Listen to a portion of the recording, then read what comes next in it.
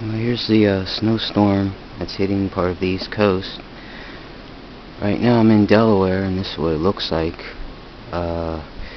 Seems to be about 10 or 11 inches so far. Started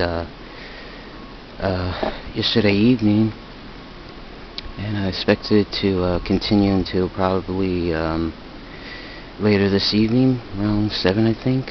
It's already about 10 or 11 inches, but they say could expect 20 to 28 inches.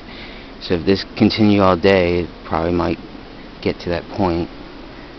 And it's been getting a lot of snowdrift, so some places probably have more than that. As you see up the roof, definitely starting to collect there. Definitely don't want to think about shoveling. And as you see, no one has left, which I don't think they'll be able to anyway. But I'll probably continue to see what happens, and maybe do an update later if it gets more. But this is what it looks like so far, and the wind's it's been picking up, so I'll probably have a lot more snowdrift. Great. Until next time.